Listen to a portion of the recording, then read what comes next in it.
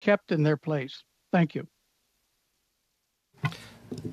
Thank you, Professor. We'll start with Ms. Kusie for 6 minutes, please. Thank you, Chair, and thank you to the witnesses for being here today. Merci pour être ici aujourd'hui. Mr. Hutton, you started by, your remarks, you indicated some examples of McKinsey, such as Disney, that you described as incompetence. Would you say there were more incompetence or more negligence, in your opinion? Well, I think there's perhaps negligence in the way who's assigned to the contracts. I think people on the ground are obviously incompetent. And, you know, what I saw in both Disney and US Steel looked to me as if they were supposed to be strategic engagements designed to find a new business model in an industry that was suffering. And it simply turned into a cost-cutting exercise that was done very, very badly, really stupidly, with unavoidable negative consequences, including not only reputational harm, financial harm, but loss of life in both cases. You said you had some suggestions for the committee. I thought I would give you the opportunity to perhaps share some of those suggestions, please. Yeah, I think, reflecting, I think I'm obviously here about whistleblowing. I always am. And I see the committee and anybody like this as being severely hampered in getting at information if people in the trenches, employees, are not able safely to come forward with what they know. It's an absolute disaster and has led to a lot of the problems we've seen in the past. So I think that in the long term, the committee should continue the excellent work that it's done in the past of pushing for better, for some kind of decent protection for whistleblowers, both in the public and the private sector, by the way. And I think in the short term, I would consider the committee setting up its own mechanisms for people to come forward safely and give you information. I'm not saying that there's a precedent for that in Canada. I'm not saying it would be trivial, but I think it's doable.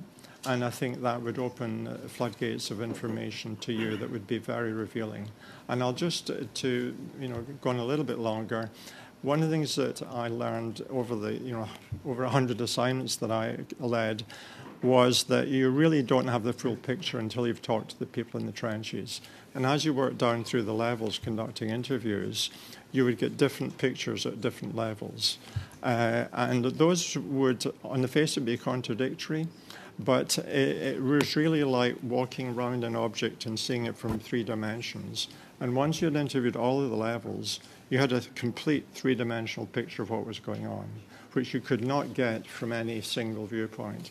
So it's a very strong principle for me that if you're doing management consulting or running any type of organization, you need to understand what the people in the trenches believe and see and have access to their knowledge and information. Thank you, Mr. Hutton. Dr. Duguay, you had spoken of a culture of secrecy at McKinsey. What do you think is the reason for this culture? Why does that exist at McKinsey? Well, the culture of secrecy is enforced by McKinsey itself. They have their clients agree to that secrecy, and I don't think they could exist without that secrecy. And that secrecy, in turn, is what's causing the problem that why we are here today is because of that secrecy. We don't know what's going on. No, we ask questions in Quebec or in Ottawa or elsewhere. They ask questions where we never get answers. That's why I say secrecy is the worst problem. Okay, and listening to my colleague, well, couldn't we enforce some sort of disclosure? Okay, when we sign a contract, I mean, it is not as a consultant with the government, there has never been anything secret about our clients or what we were saying to the government, or if someone asked the government what we told them or what documents we gave them, there was no restriction to that. Why is there such restriction with McKinsey? So do you think governments are complicit with the secrecy? I don't think I can answer that question. What documents have been signed originally when the contracts were given.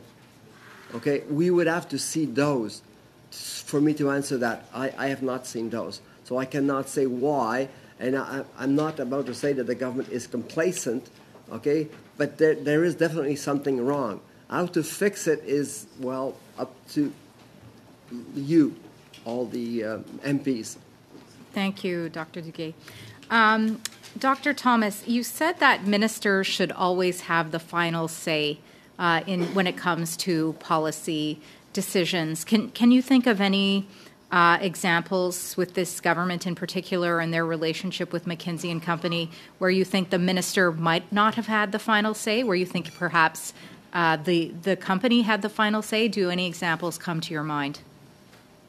One of the problems for outside observers like me and for members of parliament, I would say, is the most interesting parts of the decision-making process are cloaked in confidentiality and secrecy.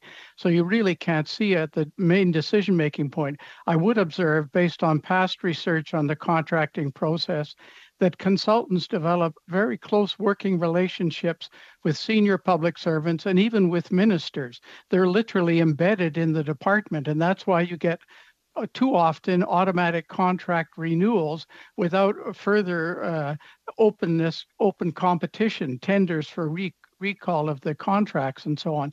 And once you're in that status, then there's a greater likelihood you may not have the final say, but you have very strong influence over the parameters of decision making, the scope of what's considered appropriate and feasible. Thank you, Dr. Thomas, and thank you, Chair. Dr. Thomas, thanks. Mr. Huswald.